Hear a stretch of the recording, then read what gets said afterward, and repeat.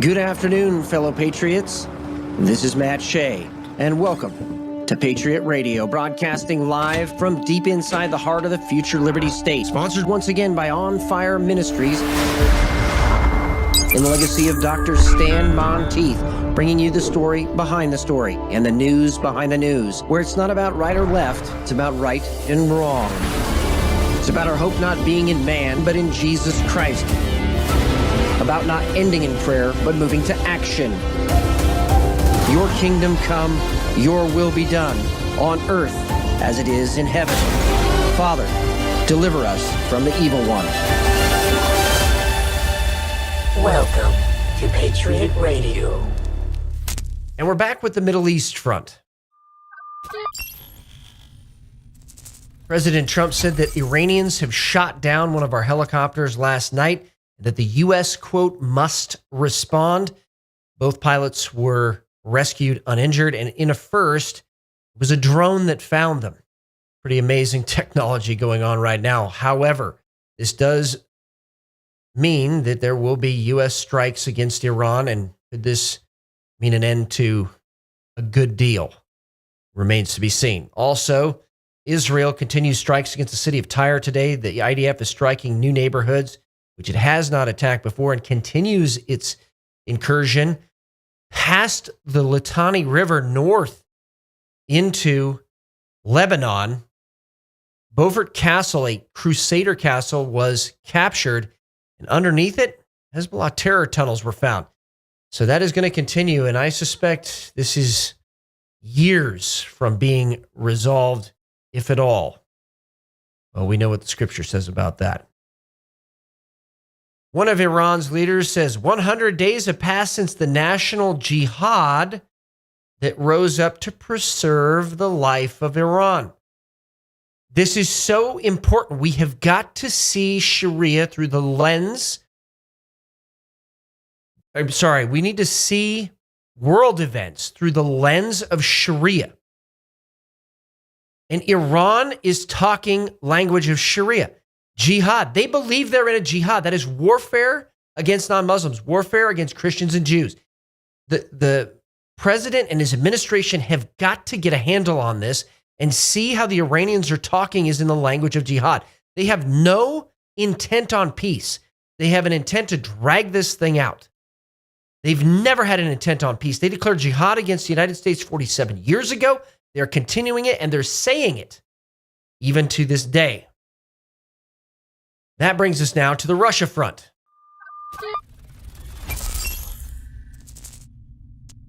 A 62-year-old Russian lieutenant general was blown up in his car in Russia this morning. Russian Telegram channels are reporting. His name has not been disclosed, but this would be the fourth successful assassination of a Russian officer of such a high rank in the Russian rear, as Ukrainians perfecting not only drone warfare, targeted assassinations. Also an interesting turn. Armenia clearly turning toward the west. And after his party's convincing win in the parliamentary elections, Armenian Prime Minister Nikol Pashinyan released a bold hip-hop video with lyrics that I'm not going to repeat here, trolling Putin. And he has announced his party desire to join the European Parliament. Meanwhile, Pakistani rape gangs exclusively targeted white underage girls in the UK. Rupert Lowe's Restore inquiry into the UK grooming gang scandal is now live, with court testimonies being read publicly in Parliament. And this comes right as an attack last night in Belfast, where an immigrant from Sudan tried to behead someone, was unsuccessful. We'll get to that part of the story here in a second. But that's from the same Islamic country where Deng Majek came from before stabbing a young mother to death while she worked at the hotel housing invaders. This has inflamed both the Irish and the English, uniting them together. Tommy Robinson and Conor McGregor. Tommy Robinson to Conor, lead your people. Conor, it is the only way. Conor McGregor stating for the Irish that there needs to be an immediate and total third world immigration ban after this beheading in or attempted beheading in Belfast. Also, there needs to be a crackdown on and a vetting. And the implication is deportation for those that are already in country that have lied to get or illegally gotten into Ireland and the UK.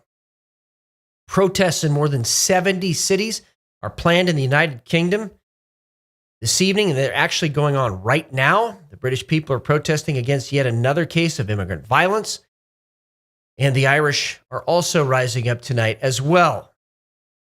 This is interesting because it is galvanizing people in Europe. And the hero, Matty Tokerman, is the man who intervened in the Belfast knife attack last night, stopped a death. But the people there look like they have had enough. We're going to be talking about that with our guest today, Robert Spencer from jihadwatch.org, and what the implications are of this, and will this actually shift policy and elections? And that brings us to the South America front.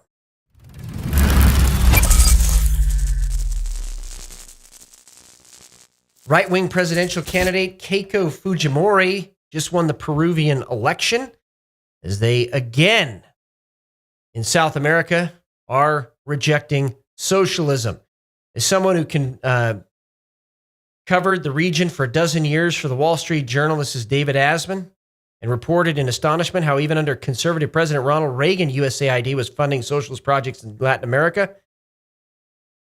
It's come to the realization of everyone that since USAID has been cut off, Latin America is going conservative. I suspect there is some mitigation against election fraud. Here is the stats. Wins in Chile, Bolivia, Peru, Ecuador, Honduras, Costa Rica, and what is about to happen in Brazil. All of this, and that doesn't even count what happened in Argentina. All of this showing that Latin America now is shifting pro-US and pro-freedom. And the communists are no longer having a foothold in the Western Hemisphere, which is in exact accordance with the new version of the Monroe Doctrine under President Trump. Now, just to put an exclamation mark on this, Peru was able to hand count 90% of 27 million ballots last night, while California is still counting theirs. Elon Musk bringing up the obvious. Fraud at scale takes time. That's why they need to count over days. We need to end that, end it immediately, end it in Washington State. I've advocated for this for years because of what I've seen. People in homes that no one actually lives in, registered to vote there, and every single one of them, 26, 16, 10, all voting in the same election. Over and over and over again. You know, when we did elections in Iraq, it was in person. The Iraqis got a big ink mark on their finger. Had to show ID. So fascinating that was the policy for the U.S. military in a foreign country to make sure elections were free and secure. And it needs to happen here, and the Save America Act needs to pass. Also, the New World screwworm finally invades Texas. Now, this has the potential of devastating the cattle industry in the United States, and the United States is taking extraordinary measures to combat this right now. It was originally eradicated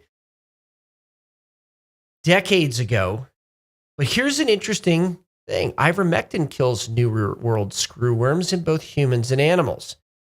Ivermectin, once again, coming to the fore. Now, the leader of a group that was tied to the alleged assassin of Charlie Kirk, Tyler Robinson, is now reposting praise for the Freedom Road Socialist Organization, which has direct ties to the Chinese Communist Party and is a front group. Now, with that said, just read the language. Yes, our revolutionary organization is given our flowers by the PFLP. So she's praising both? Yeah. Freedom Road Socialist Organization, just so we're absolutely clear, has a Rolodex, which includes terror groups. They're not exactly hiding their associations. Long list of foreign communist, anti-imperialist, and national liberation organizations from all over the world. And you can see this. Why are we allowing them to continue to operate inside the United States of America, particularly since our national security strategy has shifted to focusing on prosecuting the infiltration of foreign communist organizations here in the United States? Great question. In an interesting development, the United States Army is reportedly preparing to carry out its first execution since 1961. The plan would apply to service members on military death row for crimes ranging from mass murder to serial rape. Part of the reality being restored in the U.S. military. Great job, Pete Hegseth. Border czar Tom Homan drops truth nukes on massive Democrat illegal alien fraud operation. Quote, the 4 years of open borders wasn't an accident. That was by design. They count them in the U.S. Census. And then what? More seats in the House for the Dems. Release millions of illegal aliens. They overturn the Trump census rule, which means they're counted. And they hope another Democratic administration comes in and awards amnesty to millions. This is the plan. Tom Homan bringing it forward unabashed. The Department of Justice has also filed denaturalization actions. These are people that have become naturalized citizens in various U.S. district courts against 17 individuals accused of serious offenses. When criminals exploit the naturalization process by breaking the law, there are consequences.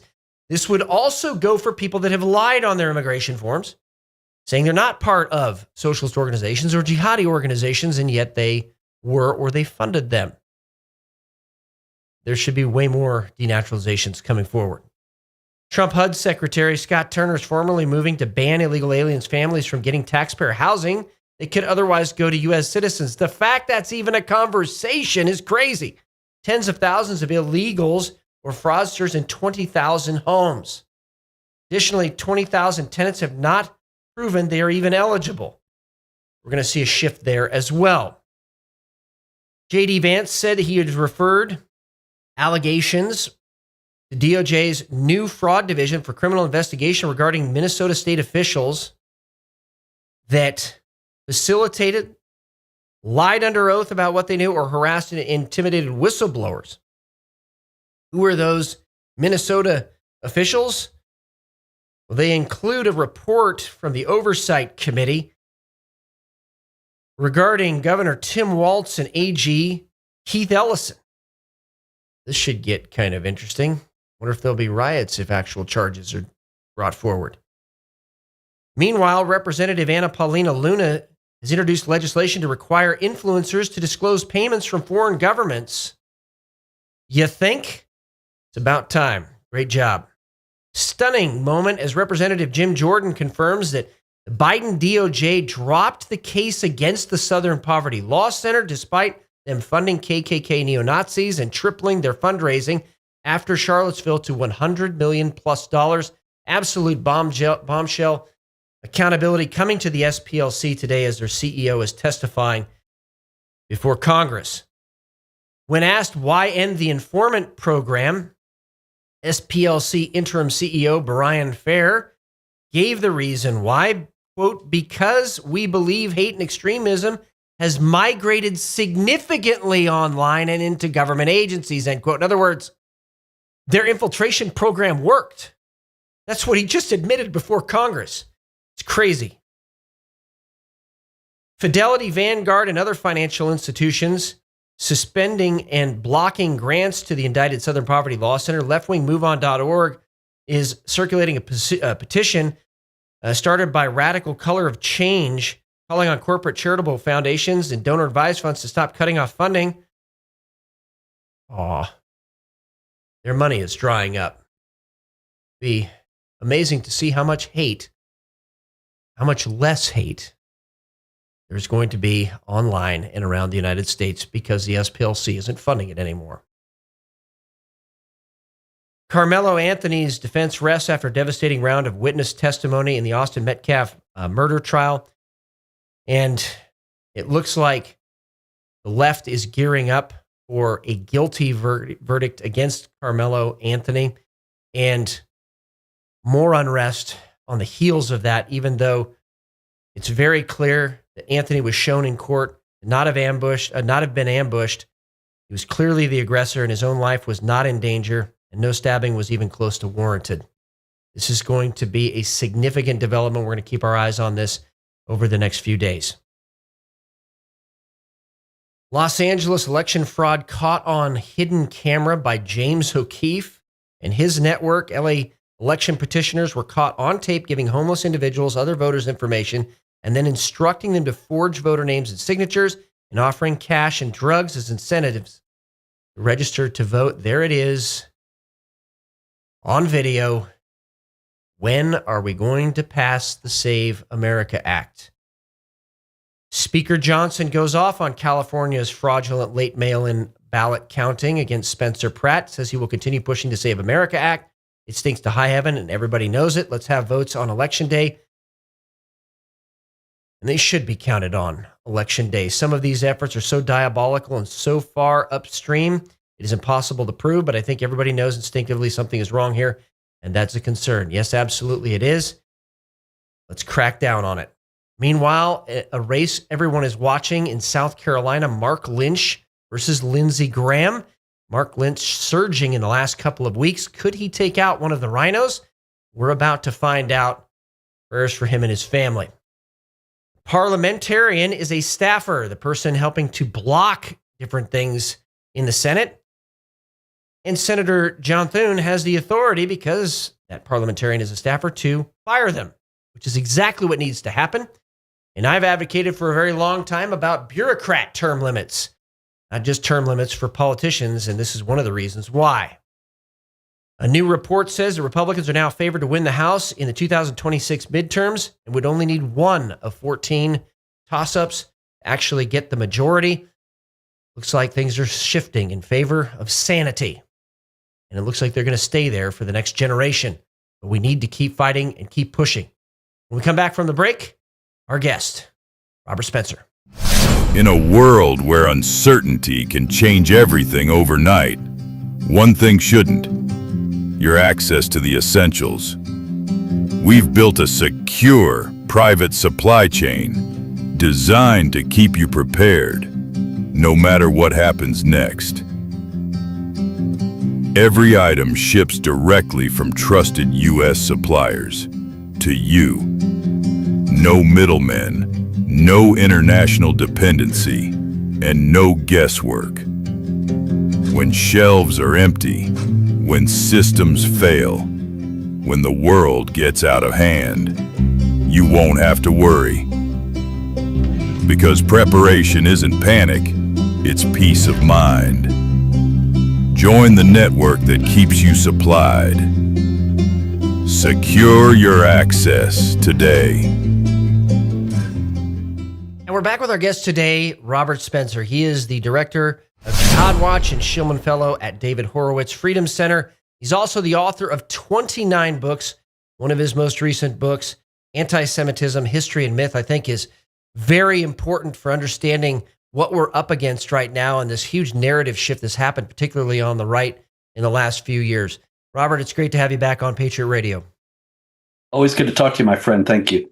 So, I've seen this over and over again where somebody who I thought, and literally for decades has the same worldview. And then the last 5 years, all of a sudden they're shifting, and it's always blame the Jews. It's always Israel's the bad guy.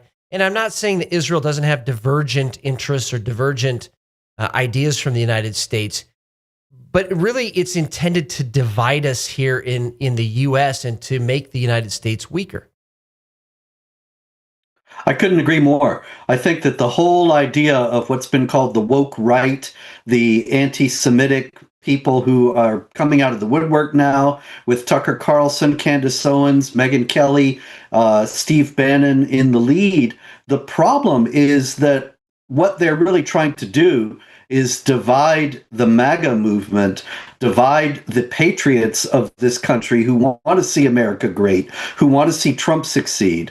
And that would just hand the country over to the leftist establishment, the leftist elitist socialist internationalists who were in the driver's seat during the Obama years and the Biden years, and who, if they get back into power, will administer the coup de grace to American democracy and to any idea that this is a free republic, criminalize dissent like they did with all their bogus charges against Trump, as well as their persecution of the so-called insurrectionists, their persecution of dissidents online, with forcing Twitter to suppress people who disagreed with them about COVID and all that. They're just going to resume their authoritarian measures and destroy the free republic. And so really, that's what's at stake when we're talking about this blaming Israel for everything group. What they're going to do is end up handing over the country to people who want to destroy it. You know, it very clearly is an information operation, and you see key points. Don't vote for, Republicans. Don't, sit the election out, or there's somebody better, and maybe even we have to vote for Democrats. And then you see a lot of people. Now, Steve Bannon is an exception to this. He does understand the Islamic threat. When I talk to him, he seems to understand and grasp it. But Tucker and Candace seem to now be apologizing for Islam, and that seems to always follow this blame Israel, blame the Jews narrative. Yeah, I think that there's a fundamental inconsistency that if you're against Israel, but supposedly against jihad, one or the other is going to give, because the foremost enemy of the jihadis is Israel. And the same ideology motivates Hamas and Hezbollah as motivated the 9/11 terrorists and every other terrorist who's ever struck in the United States in the name of Islam. And so to say, well, I despise Netanyahu, and I think the Israelis are waging a war of aggression against Iran, but I'm against jihad, it's not a sustainable position. And so ultimately, you end up like Tucker and Candace making excuses for Islam, ignoring the jihad, and pretending that it's really all about Israel causing trouble. Now, in Europe, jihad is uniting even Ireland and England. I mean, I grew up of Irish descent, and, the English were not our friend. And now I'm seeing Tommy Robinson and Conor McGregor talking about how jihad is uniting Europe. And we've talked about this. And the question is, when is something going to give? Is this latest incident in Belfast, where there was another attempted beheading, is that going to actually drive this over the line? Well, I hear reports that there are plans for young Irish men to rally tonight. Maybe it's already happening now, since it is tonight there at this point. And so anything can happen. I certainly don't I hope that there isn't any violence. I hope that they don't do anything that would allow the police to scapegoat them. Although the unpleasant reality is that anything that patriots do, the left will use to try to shift the blame onto them. But in a larger sense, whatever happens with this Irish rally, the fact is that every one of these incidents now is waking more and more people up. This game is not over. Europe is not lost. They have a chance to fight back, but it is getting very late, and it's not going to be easy. Not going to be nearly as easy as it would have been if we had been heated 20 years ago. But it's certainly much easier now than it's going to be in another 20 years when we could be seeing Islamic states in the heart of Europe. And reality really is catching up. You're seeing the rape gang inquiries in England right now as well. And really, Herr Stormer, as I like to call him, looked panicked today when he was addressing the issue of what happened in Belfast last night. Do you think that this is going to result in an actual policy shift or an electoral shift?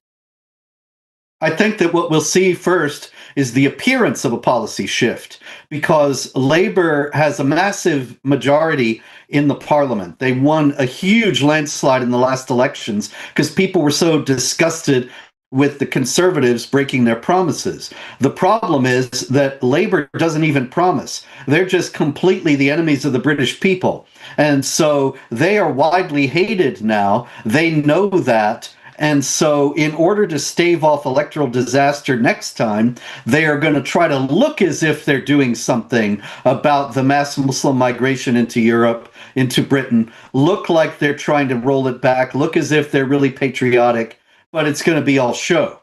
And ultimately, Starmer's not going to be able to survive perpetrating this kind of deception. But right now, he's got this massive cushion because of their massive electoral victory last time. I mean, Tommy Robinson and Conor McGregor have both achieved pretty massive followings. And I was looking, it looks like there's dozens and dozens of rallies planned for this evening in England and in Ireland. You know, it always kind of begs the question, what happens if nothing really changes and the people come to a breaking point in Europe? Could we actually see a civil war in England again, like was in the 1600s? Mm-hmm. I don't think there's any doubt about it, because the British establishment, the political class, has betrayed the people.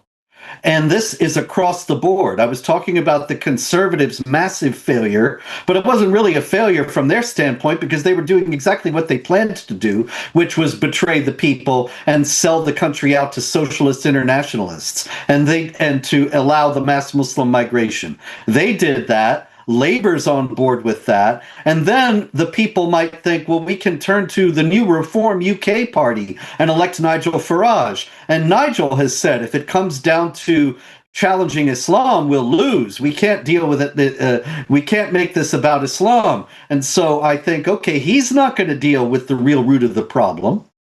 And so who is? And I am not calling for civil war or condoning violence. But the fact is, when you leave the people no peaceful political solution and you are not taking care of their well-being, then you cannot be surprised when they rise up.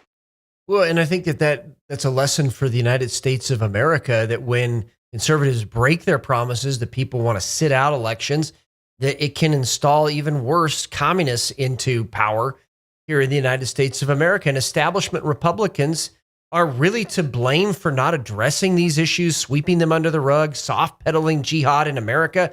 And I remember fighting this in the legislature myself in Washington State. People said, "Oh, it's not true.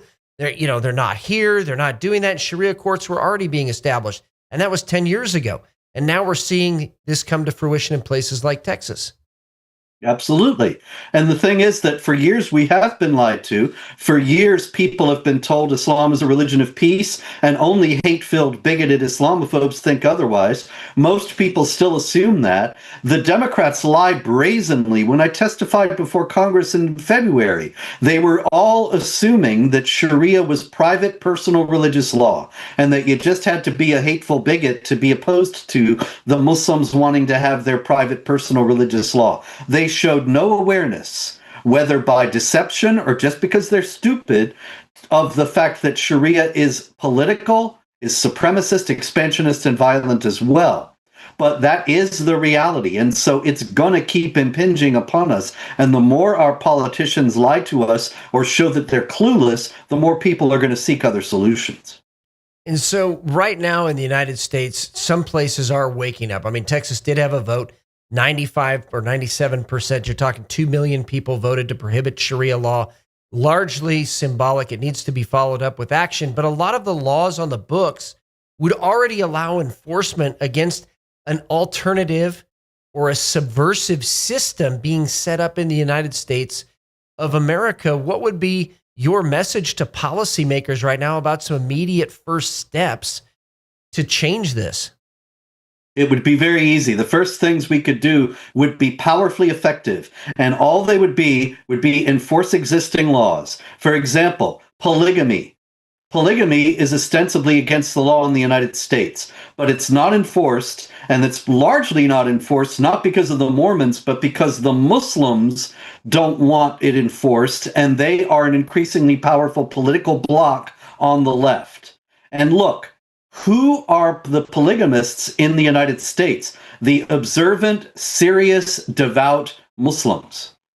And so you want to catch terrorists. Where are you going to find them? Among the observant, devout, religious Muslims. That not all of them are terrorists, but all the terrorists are observant and devout.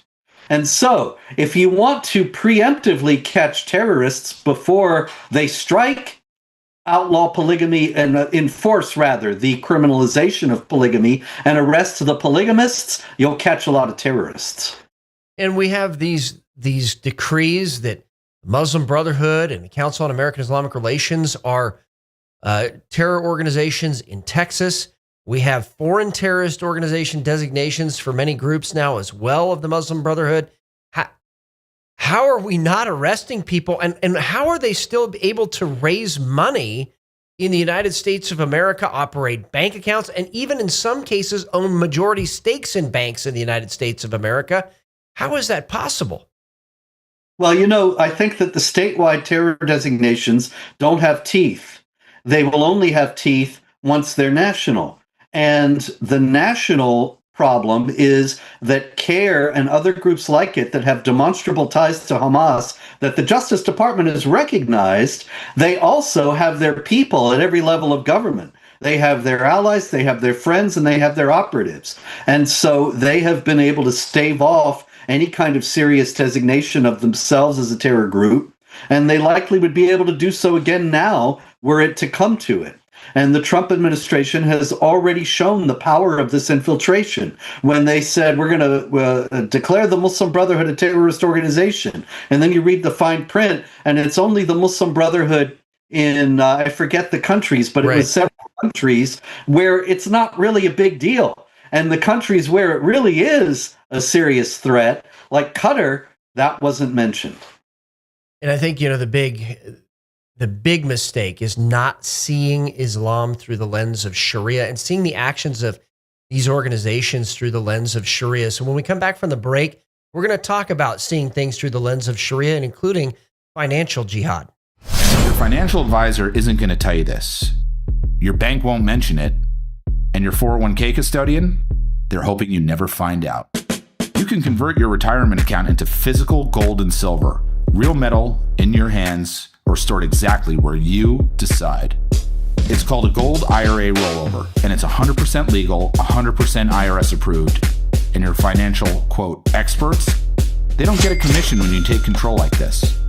Wall Street wants your money in their system, in their accounts, where they control it. But physical gold, that's yours. Can't be hacked, can't be deleted, can't vanish when the market crashes. Verity Metals. We're the experts they don't want you to call.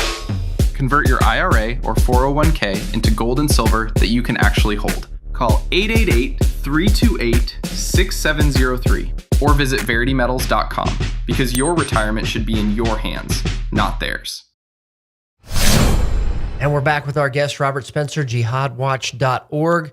So let's talk a little bit about seeing things through the lens of Sharia. The first, really, I think, it goes under the radar is financial jihad. And the idea that zakat and other mechanisms are used to finance jihad, to keep it going steadily. And most Americans are absolutely oblivious to it. And that U.S. nonprofit law is being used literally against us to finance our enemies. So if you could describe how this works and describe what evidence we have that this is actually happening in the United States of America. Yeah, absolutely. Well, every bank or most every big bank nowadays has special provisions for Sharia finance. And Sharia finance is all about allowing Muslims to get loans, buy houses, buy cars, and so on without paying interest. The interest is baked into the price. It's not as if they're getting a break on the price of the actual item they're buying, but they can avoid angering Allah by paying interest, which is against Islam.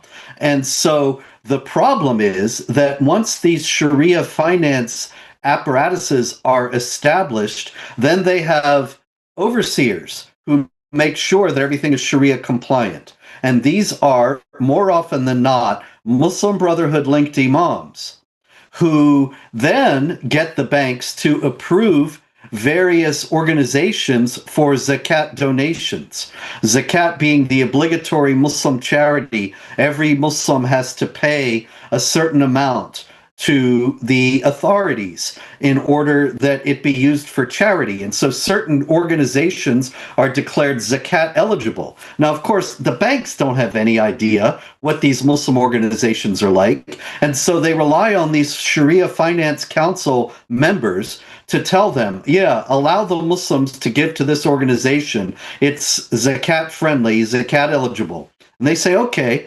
And the organizations, in many documented cases, have been tied to terror groups, funneling money to terror groups, and so on.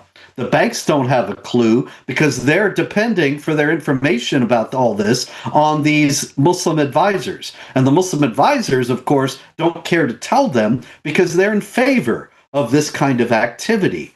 Also, it legitimizes bowing to Sharia and making special provisions for Sharia in American businesses, which only opens the door for more because Sharia covers every aspect of life. And so Sharia finance, it has nothing to do with, say, Islamic food laws, but it opens the door for restaurants and for food suppliers to make provisions for Sharia compliant food, halal food, because after all, the banks are doing it for the Sharia compliant finance. Why shouldn't we do it? And after a while, you look around and everything is Sharia compliant. And if you think I'm exaggerating, you actually would be surprised to know, well, probably you wouldn't, Matt, but I think a lot of your viewers would, that 15, 20 years ago, Pamela Geller and I were actually we went to the FDA in Washington asking them to label all the halal meat halal, that it was actually slaughtered according to Islamic legal requirements, and it was halal. A lot of Christians were uncomfortable with eating food they considered to be sacrificed to idols. A lot of people objected to it on moral grounds because in halal slaughter, the animal dies a horrible, painful death. And the FDA said, yeah, we'll think about it. And of course, they never got back to us and never did a thing. Point being, a lot of people are eating halal meat in America today without knowing it's halal. And this is just another example of how Sharia gets a foot in the door, and then you never get rid of it. You always have to accommodate more and more and more. And that's what's happening in America today. So through this financial system, the money can effectively be laundered. What is it actually used for jihad? Because, I understand the Holy Land Foundation trial obviously proved that was the case, but many Americans think, no, this is just going to charity. You just said it's going to charity, and many Americans say, well, charity, what's wrong with that? Well, in Islam, it's a different idea. There's so many things in Islam where they have a different understanding of a word. And charity in Islam is, yes, you help out Muslims. You're not helping out non-Muslims. And jihad is one of the things that you can give your zakat for. So if you pay your zakat, the money you have to give to charity every year, to jihad groups, that's perfectly acceptable. And the Holy Land Foundation was giving the charitable donations to Hamas, which is still a designated terror group, according to the U.S. State Department. But as far as they were concerned, it was a zakat-eligible charity. And so a lot of Americans think when they hear, oh, it's going to charity, that they're feeding orphans and such, when actually they're killing civilians and doing that kind of thing with the money. A lot of this also has to do with the deception around the concept of humanitarian aid. And we often hear the U.S. government, like right after October 7th, Joe Biden gave $100 million in humanitarian aid to Gaza. What was he doing? He was funding Hamas. Because Hamas controls Gaza. You can't give it to anybody else in Gaza but Hamas. And when you give it, that frees up $100 million, even if they don't use it for weaponry and to kill Jews and so on. You're freed up $100 million that they were going to use for other things. So you're still contributing to the Hamas jihad effort. And American taxpayers have been financing it in many ways for many years. Well, let's talk about another way I think they've been financing it. That's in Minnesota with all of this widespread fraud. Seeing things through the lens of Sharia, I think they are saying they deserve it. they earned it because this is conquered lands. So if you could talk about that. Yeah, the Quran says to fight the people of the book, which is Jews and Christians, until they pay the jizya, which is a tax, with willing submission and feel themselves subdued. It's a sign of their humiliation and subservience to the Muslims that they pay this tax that the Muslims are exempt from. And so, if the non-Muslims are not paying the tax, many Muslim authorities have said that Muslims are entitled to take from them, to go on welfare, or even to steal from them, because it is the job of the non-Muslim to support the Muslim.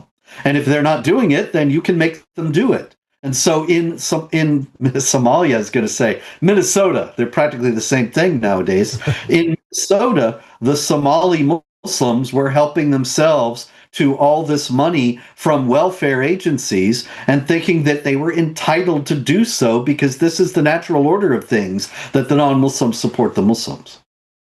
And then seeing things through the lens of Sharia as well. We have laws in the books against pedophilia. And yet, that is happening in the United States of America because it is allowed under Sharia. And nobody wants to deal with it because these craven politicians are sold out for the Muslim votes. And so they understand that this is happening in many cases, but they don't dare enforce it because they know they'll get charged with Islamophobia and racism. It'll be called a witch hunt, and they will be portrayed in the media as if they're crazy, rabid right-wingers going after these poor, decent people. And all the poor guy did was marry a girl that was a little young. I mean, come on, what's the big deal? Jerry Lee Lewis did it. And so what are you getting all excited about? Well, the fact is that this is allowed in Islamic law. It ruins the lives of innumerable girls, and it is happening in the United States with the knowledge and complicit participation of authorities who are afraid to rock the political boat by doing their duty. And Sharia also calls for the establishment of a parallel or completely alternative, and they would say Supreme Court system. And so Sharia is being adjudicated here in the United States of America on U.S. soil outside of the constitutionally set up court system that we already have. That's right. And see, the danger of that we already saw in Britain, that when the Sharia courts were established in Britain, once again, 15 or 20 some years ago, they promised the operators of the Sharia courts that if there was ever a matter that the criminal law touched upon, they would refer the case to the criminal courts. So cases of domestic abuse should have been referred to the British criminal courts because domestic abuse is illegal in Britain as it is in the US. But the Quran says you should beat a woman from whom you fear disobedience. And so when women who were beaten came to the Sharia courts, the Sharia authorities said, go back and try to please your husband. And they did not refer people to the criminal courts. And when the British authorities found out, they shrugged and said, oh, well, celebrate diversity. And they let it go. And so you want to see women's rights trampled upon. You want to see that women being beaten in the United States and having no recourse, then agitate, allow for Sharia courts. The same thing will happen here. Top 3 books that you have written that you think people listening or watching right now should read. The Critical Quran, which is a new translation of the Quran, very clear, very, very honest, where other translations try to cover up what it really says. And it also includes commentary so you understand how actual Muslim authorities understand these passages. Because invariably, if you quote a negative passage of the Quran to a Muslim, he'll say, oh, you're taking it out of context. That's not how we understand it. So the Critical Quran is your weapon against that. The Truth About Muhammad, which is a full biography of the Prophet of Islam from Islamic sources, showing what Muslims really think he said and did. And I tell you, it's hair-raising. And the history of Jihad, because a lot of people already do know about the Quran and Muhammad, but they don't know about 1,400 years of jihad violence. And they need to know because we've been fed all these lies about a wonderful Islamic golden age of tolerance. It ain't true. You can find out the truth in the history of jihad. Robert Spencer, director of jihadwatch.org. Thank you so much for joining me on Patriot Radio. As always, you are on the cutting edge of this. And I know you've been saying the same things for years and years, but I think people are finally beginning to listen. Yeah, absolutely. I see that. Reality cannot be hidden forever. Thanks, Matt. It's always good talking to you. Blessings and keep up the fight. Robert Spencer, jihadwatch.org. Subscribe. He puts out a ton of stuff. You can read it, primary source material, and it just gives the clarity that we need. For a lot of people that don't know about Islam, they have no clue. He just gave a couple of great resources, especially the Critical Quran. There are many, many sources out there, but a lot of them don't say it as clearly as Robert Spencer. So check him out. And what can you do? Get educated and educate your friends and your family. Buy the Critical Quran. Start there. Learn for yourself. Read it for yourself. And then share it with your friends and family. Educate them that this has been a 1,400-year war against the West. We need to understand our enemies if we want freedom to continue to the next generation. This is Matt Shea. Thank you for joining me on Patriot Radio today. May God bless all of you. And he is making this generation the greatest one. So keep up the fight.